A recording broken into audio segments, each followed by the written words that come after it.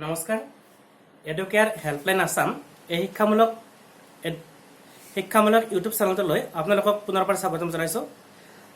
শ্ৰদ্ধাৰ অভিভাৱকসকল আৰু মৰমৰ ছাত্ৰ ছাত্ৰীসকল, আমি দশম শ্ৰেণীৰ ইংৰাজী বিষয়ৰ ইতিমধ্যে দুটা ভিডিঅ' তোমালোকলৈ আগবঢ়াইছোঁ আৰু আজি দশম শ্ৰেণীৰ প্ৰথম লেচনটোৰ ৩ নম্বৰ ভিডিঅ'টো আমি আগবঢ়াবলৈ লৈছোঁ। আমি আশা কৰোঁ তোমালোকে ছাত্ৰ ছাত্ৰীসকলে আমাৰ ভিডিঅ'বিলাক চাই উপকৃত হ'বা আৰু তোমালোকৰ মনত কিবা আশা থাকিলে কমেণ্টত আমাক জনাবা, যাতে আমি তোমালোকৰ সমস্যাসমূহ সমাধান কৰিবলৈ পাৰোঁ আৰু তোমালোকক সহায় কৰি তোমালোকৰ উপকৃত হোৱাৰ লগতে আমি যাতে মনত আনন্দ লাভ কৰিব পাৰোঁ যে আমাৰ প্ৰাৰ্থনাখিনি সাৰ্থক হৈছে। এতিয়া ভিডিঅ'টো আৰম্ভ কৰাৰ মুহূৰ্তত এতিয়া সকলোলৈকে এটি বিনম্ৰ অনুৰোধ, আমাৰ এই শিক্ষামূলক চেনেলটো যদি কোনোবাই এতিয়াও ছাবস্ক্ৰাইব কৰা নাই তেনেহ'লে ছাবস্ক্ৰাইব কৰি ল'ব আৰু শ্বেয়াৰ কৰিব, আৰু যদি ভিডিঅ'টো ছাত্ৰ ছাত্ৰীৰ উপযোগী হোৱা বুলি বিবেচনা হয় তেতিয়াহ'লে লাইক কৰি আমাক উৎসাহিত কৰিব বুলি আমি সকলোৰে ওচৰত প্ৰাৰ্থনা জনালোঁ। এতিয়া আমি আগবাঢ়িছোঁ আমাৰ ভিডিঅ'টোৰ আজিৰ খণ্ডটোলৈ। So already we have in our 2 videos we have discussed that after the cornfield of Lenso had been destroyed, he became very sad. Finally he wrote a letter to God. And what did he write? We don't know what did he write, but we know that he wrote a letter. আমি কি পাইছিলোঁ যে শস্য পথাৰখন নষ্ট হোৱাৰ পিছত লেন্সো আৰু তেওঁৰ পৰিয়ালবৰ্গ হতাশগ্ৰস্ত হৈ পৰিছিল, আৰু এই হতাশগ্ৰস্ত হোৱাৰ পিছত তেওঁলোকে কি কৰিছিল, মানুহৰ শেষ উপায় হ'ল ভগৱানৰ ওচৰত, আৰু লেন্সোৱে ভগৱানৰ ওপৰত দৃঢ় বিশ্বাস ৰাখিছিল আৰু ভগৱানলৈ এখন চিঠি লিখিছিল। এতিয়া চিঠিখন কোনদিনা লিখিছিল? He wrote the letter the following Sunday. Following Sunday means the next Sunday, অৰ্থাৎ পৰৱৰ্তী দেওবাৰটোত তেওঁ চিঠিখন লিখিছিল। তাৰপিছত কি হৈছিল আমি চাই আছোঁ। আমাৰ ইংৰাজী কিতাপখনৰ পেজ নম্বৰ 5ত আছে, তলৰ পৰা 2 নম্বৰ দফা। God, he wrote, if you don't help me, my family and I will go hungry this year. So, in his letter, Lenso wrote God. আমি চিঠিখন জালিকে লিখোঁ তাত প্ৰথমতে সম্বোধন কৰোঁ। মই যদি দেউতালৈ লিখোঁ পূজনীয় দেউতা, আৰু যদি বন্ধুলৈ লিখোঁ মৰমৰ, তাৰপিছত নামটো লিখোঁ, এনেকুৱা এটা সম্বোধন থাকে চিঠিত। চ' লেন্সো যিহেতু চিঠিখন ভগৱানলৈ লিখিছিলে, তেওঁ কি লিখিছিলে? God. If you don't help me, if you means what? You means God. If God doesn't help him, his family and he would go hungry that year. মানে যদি ভগৱানে সহায় নকৰে তেতিয়াহ'লে লেন্সো আৰু তেওঁৰ পৰিয়ালবৰ্গই সেই বছৰটোত হাংগ্ৰি অৰ্থাৎ ভোকাতুৰ হৈ থাকিব লাগিব। I need 100 pesos in order to sow my field again to live until the crop comes because the hailstorm ... আছে. So try to understand. I need 100 pesos. Peso is singular and pesos is added here to make it plural. So 100 হোৱা গতিকে pesos হৈছে, আৰু লেন্সো how much money did Lenso need? Lenso needed 100 pesos. Why? Because Lenso wanted to cultivate the land, to cultivate his cornfield again, and to live until the new crops come. To maintain till that period he needed 100 pesos.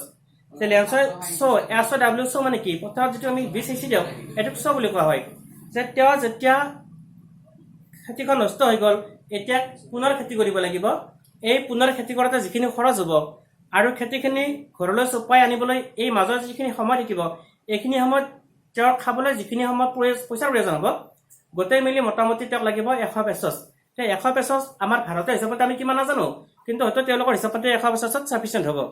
গতিকে 100 পেচছ পইচা বিচাৰি লেন্সোৱে ভগৱানৰ এখন চিঠি লিখিছিল।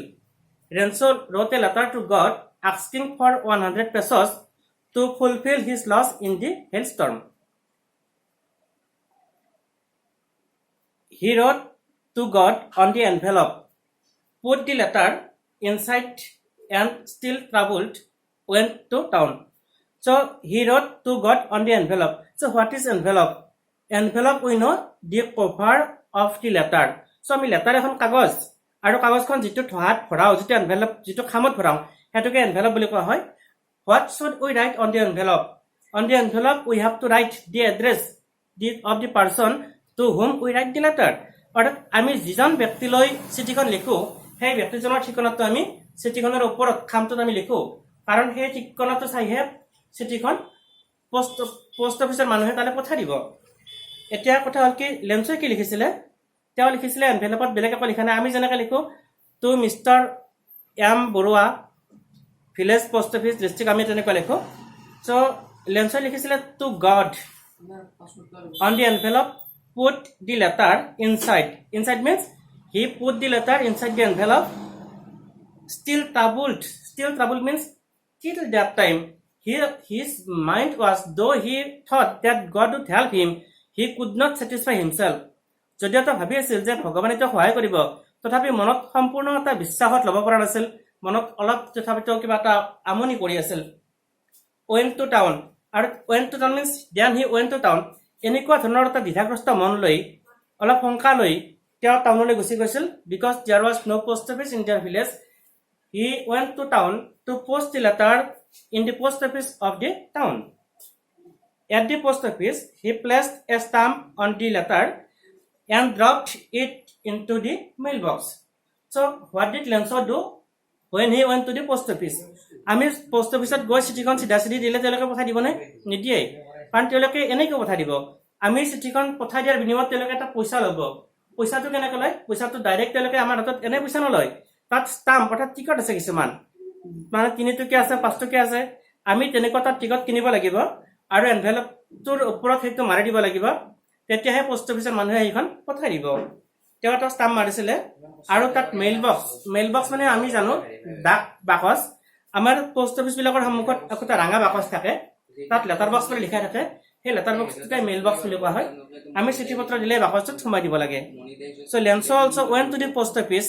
and then he put the letter inside the mail box one of the employees who was a postman and also helped at the post office went to his boss laughing heartily and showed him the letter to God so one of the employees so post office employee মানে হল কৰ্মচাৰী আৰু employer মানে হল নিয়োগকাৰী so employees তাত কৰ্মচাৰী বহু কেইজন আছিল তাৰ এজন one of the employees who was a postman means peon আমি যেটো peon বুলি বুজিম সেইজনকে postman বুলি কোৱা হয় and also helped at the post office মানে peon জনে কি কৰিছিলে post officeৰ বিভিন্ন সৰুৰা কামত সহায় কৰি দিছিলে went to his boss laughing heartily went to his boss মানে বস মানে কি যিজন মুৰব্বীজনকে বস বুলি কোৱা হয় আমাৰ যেতিয়া ঘৰত দেউতা যদি আছে দেউতা বস নাই যদি মা বস তেনেকুৱা কোনোটা অফিচত যিজন অফিচাৰ হয় তেওঁ বস হয় তো পোষ্ট অফিচৰ বস কোন হ'ব নিশ্চয় পোষ্ট মাষ্টাৰজন হ'ব আৰু পিয়নজনে যেতিয়া চিঠিখন মেইল বক্সটো খুলিছিলে আৰু চিঠিখন পাইছিলে তেওঁ লাফিং হাৰ্টিলি মানে একদম খোলা অন্তৰত হাঁহি দিছিলে হাৰ্টিলি মানে কি একদম অন্তৰত যিমান পাৰি অন্তৰ খুলিতে হাঁহি দিছিলে ধুনীয়াকৈ আৰু went to his boss মানে কি যিজন post master the postmaster is the boss of a post office he went to the post office and showed the letter to his boss why on other days he did not show the letters to his boss on দিনাখন তো চিঠিবিলাক দেখুৱা নাছিল কিয় দেখুৱা নাছিল because it was as it was natural but that day what happened the letter was written to God it was addressed to God so when it was addressed to God it was an exceptional one he never found such an address in his life so he started to laugh and he went to his boss to show it so যেতিয়া আমাৰ কিবা unexpected ঘটনা এটা হয় কোনোধৰণে ঘটিয়ে বনাই বা দেখিয়ে বনাই তেনেকুৱা এটা ঘটনাত নিজৰ আচৰিত হৈ যাওঁ আৰু ওচৰত যিজন থাকে চাচোন চা কি হৈছে এইটো কেনেকুৱা ঘটনা আমি তেনেকুৱা ধৰণে কথাবিলাক শ্বেয়াৰ কৰোঁ ঠিক পোষ্ট পিয়নজনে তেনেকুৱা এটা এড্ৰেছ কেতিয়াও জীৱনত দেখা পোৱা নাছিলে আৰু সেইকাৰণে খুব হাঁহি উঠিছিলে অন্তৰৰ পৰা একদম হাঁহি উঠিছিলে আৰু সেই হাঁহিতে তেওঁ কি হৈছিলে গৈ একদম বছৰ ওচৰলৈ এনেকৈ ধৰণৰ ধুনীয়াকৈ তেওঁ বছৰ ওচৰলৈ গৈছিলে never in his career as a postman had he known that address yes what I have already told you the peon had never seen such an address in his life the postmaster a fat amiable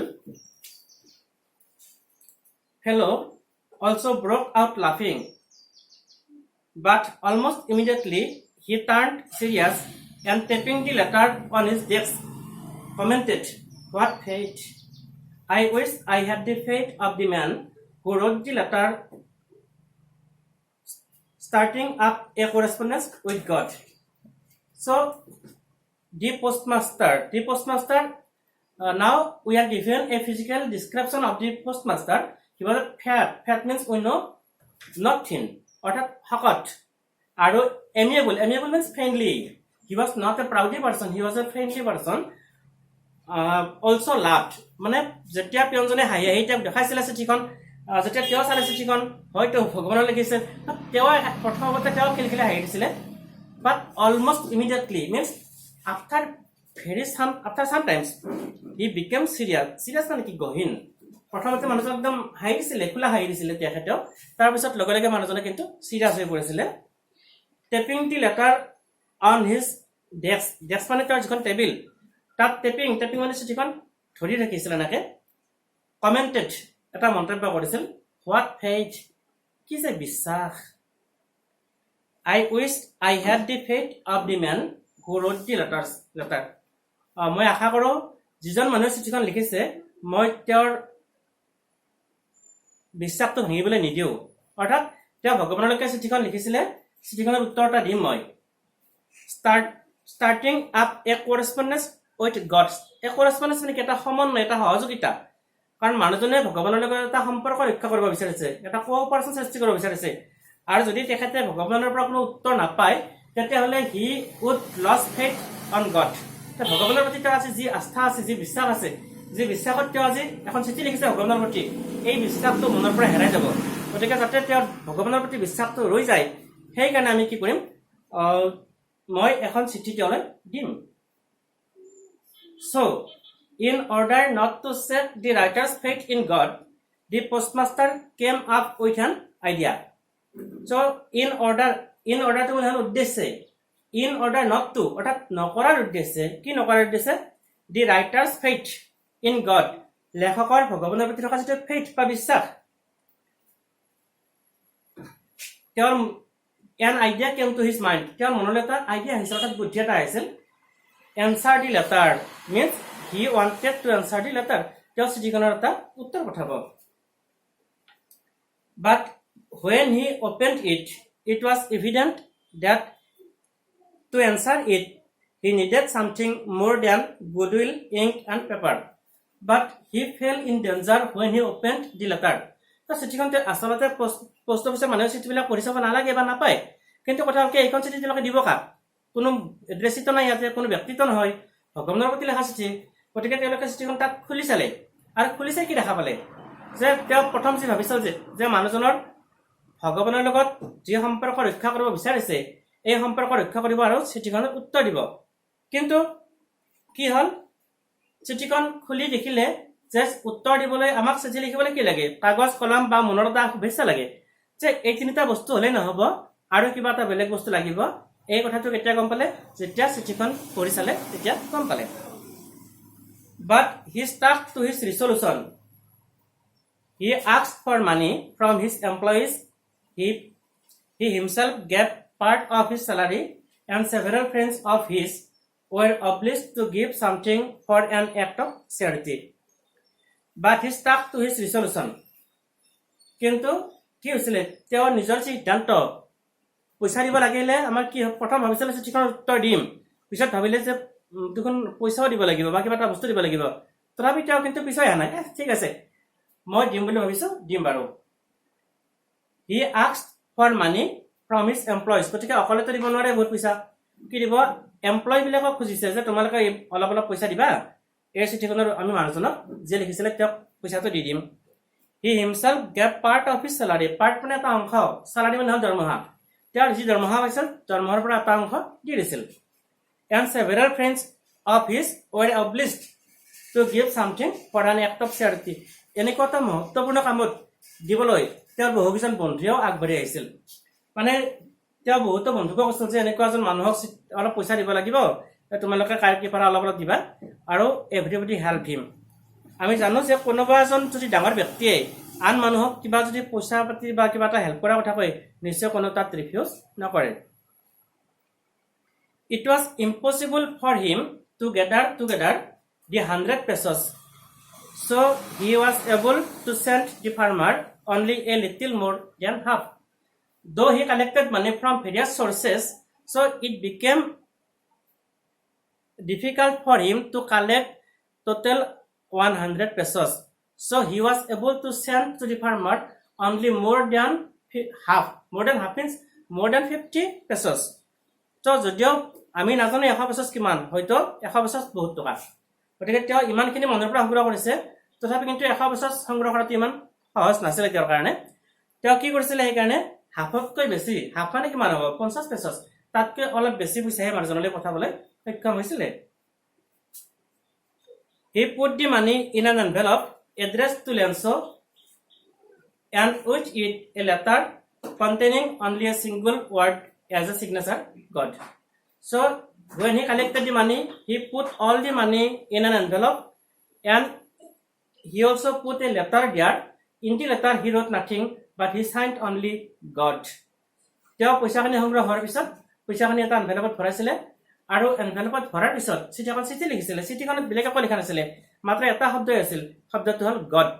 মানে তেওঁ এইটো বুজাব গৈছে যে lanes নামৰ মানুহজনে যাতে এই পইচাখিনি ভগৱানে পঠোৱা বুলি বিশ্বাস কৰে, সেইকাৰণে গড শব্দটো তাত লিখি দিছিলে। তাত পোষ্টমাষ্টাৰ বা বেলেগ একো কথা লিখা নাছিলে। তাৰপিছত চাবা, the following Sunday Lenso came a bit earlier than usual to ask if there was a letter for him. মানে লেনছো জেনাৰেলি টাউনত গৈ থাকে। দি ফলোইং সানডে মানে তাৰ পিছৰ যিটো সানডে, এটা সানডে তাৰ চিঠিখনটি আহিলে, পিছৰ সানডে হি সেট আউট মানে তেওঁ আকৌ গৈছিলে টাউনলৈকে। A bit earlier, a bit মানে অলপমান, আৰ্লিয়াৰ মানে আগতে, দেন ইউজুৱেল অৰ্থাৎ সচৰাচৰ জীৱন সময়ত যে তাতকৈ আগতে যদি বজাৰত 10টাত গৈছিলে, টাউনত 10টাত গৈছিলে, সেইদিনা হয়তো 8টা মানত গৈছিলে, ঠিক তেনেকুৱা। টু আক্স মানে কিহৰ কাৰণে গৈছিলে, সুধিবলৈ। If there was a letter for him, তেওঁৰ নামত কিবা চিঠি আহিছে নেকি, তেওঁৰ নামত কিবা চিঠি আহিছে নেকি, তেওঁ বিশ্বাস যে ভগৱানে চিঠিখন দিব বা তেওঁ পইচা পাব, গভীৰ বিশ্বাস এটা মনত লৈ আকৌ পোষ্ট অফিচলৈ গৈছিলে। It was the postmen himself who handed the letter to him, while the postmaster, experiencing the contentment of a man who has performed a good deed, looked on from his office. So it was the postman himself, postman means the peon, who handed the letter to him. Handed the letter to him মানে তেওঁৰ হাতত চিঠিখন দি দিছিল।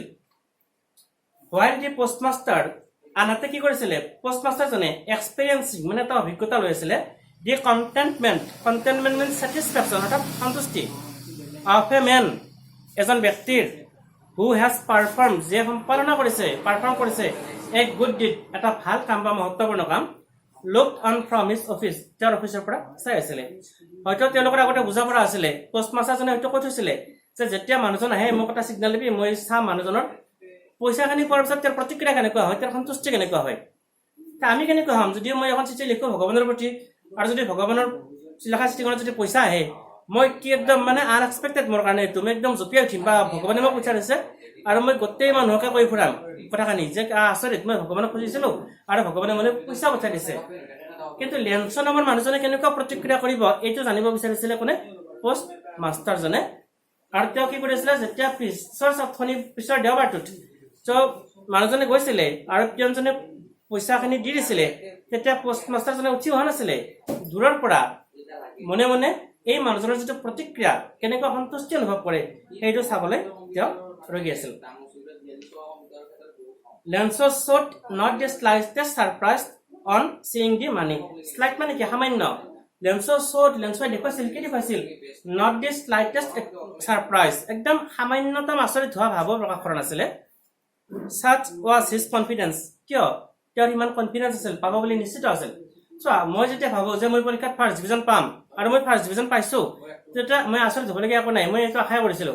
কিন্তু মই যেতিয়া ভাবো যে মই হয়তো ছেকেণ্ড ডিভিজন পাম আৰু তেতিয়া যদি মই ফাৰ্ষ্ট ডিভিজন পাই যাওঁ, মই তেতিয়া জঁপিয়াই উঠিম।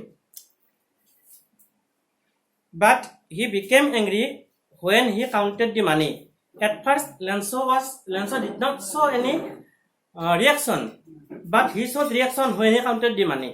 লেন্সৰ পইচাখিনি গণি চাইছিলে আমি যেনেকৈ এটিএমৰ পৰা পইচা উলিয়ালে কোনো মানুহে আমাক পইচা দিলে আমি যেতিয়া পইচাটো গণি চাম ঠিক লেন্সয়ো চিঠিখনত দিয়া এনভেলপত দিয়া পইচাখিনি গণি চালে আৰু চাই কিন্তু he became excited he became angry চোৱাৰ পিছত তেওঁৰ কি হৈছিলে তেওঁক খং উঠিছিলে God could not have made a mistake nor could he have denied Lenso what he had requested যে ভগৱানে ভুল কৰিব নোৱাৰে ভগৱানে ভুল কৰিলে পৃথিৱীত আৰু কোনে ভুল নকৰিব আৰু ভগৱানে লেন্সৰ যিটো পইচা খুজিছিলে তেওঁ সেই পইচা তেওঁক নিদিওঁ বুলি অস্বীকাৰ কৰিব নোৱাৰে তেনেহ'লে কি হ'ল কাৰণ আমি জানো লেন্সই 150 পইচা পোৱা নাছিলে হাফতকৈ অলপ বেছিহে পাইছিলে তেওঁৰ সন্দেহ হৈ গ'ল যে ভগৱানেতো ভুল কৰিব নোৱাৰে আৰু মই 150 খুজিছোঁ ভগৱানেতো নিদিয়াকৈ থাকিব নোৱাৰে তেতিয়াহ'লে বাকী পইচাখিনি কি হ'ল এটা ছাছপেচন এটা আহি গ'ল মনত Immediately Lenso went to the window to ask for paper and ink.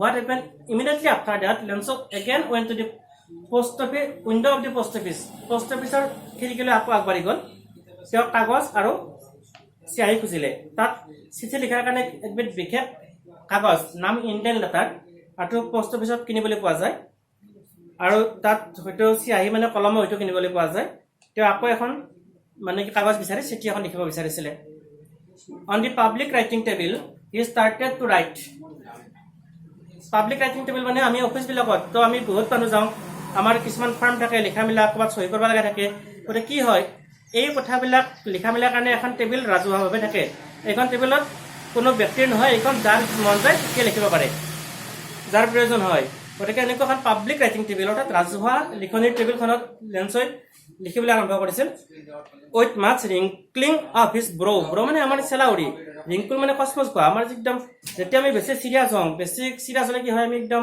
মুখে চেলাউৰি দাঙি দিওঁ আমাৰ ছালবিলাক কচমচ খাই যায় ঠিক তেনেকুৱা ধৰণৰ caused by the effort he had to make to express his ideas so when he wanted to express his ideas so he thought deeply so he wrinkled his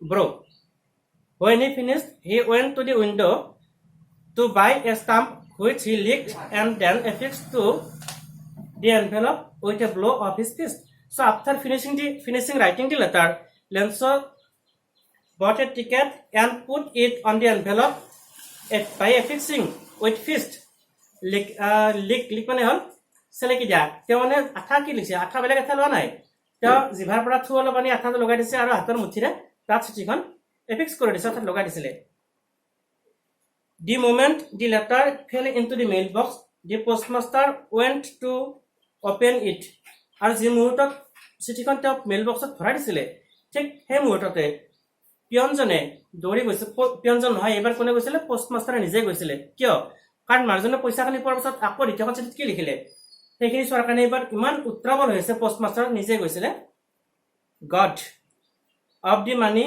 that I asked for only 70 pesos reached me তেওঁ পুনৰ যিখন চিঠি লিখিছিলে তাত লিখিছিলে ভগৱান যে মই তোমালৈ যিখিনি পইচা খুজিছিলোঁ তাৰ মাত্ৰ মই 70 পেছহে পাইছোঁ send me the rest send মানে কি পঠাই দিয়া ৰেষ্ট মানে আমি কি বুজি পাওঁ সাধাৰণ অৰ্থত ৰেষ্ট মানে আমি জিৰণি বুজি পাওঁ কিন্তু ৰেষ্ট মানে এটা অৰ্থ আছে ৰিমেইনিং পাৰ্ট অৰ্থাৎ বাকী অংশ মই যদি কওঁ তোমালোক 5 জন আছা যে তোমালোক 2 জন মোৰ লগত আহা বাকী কেইজন ইয়াতে থাকা 2 of you come with me and the rest stay here rest means here remaining so Lenso also in his second letter Lenso asked God to send him the rest of the money but don't send it to me through the mail because the post office employees are a bunch of crooks Lenso he requested God one thing that not to send the money through post office he requested God to send directly to him because he told that the post office employees were a bunch of crooks means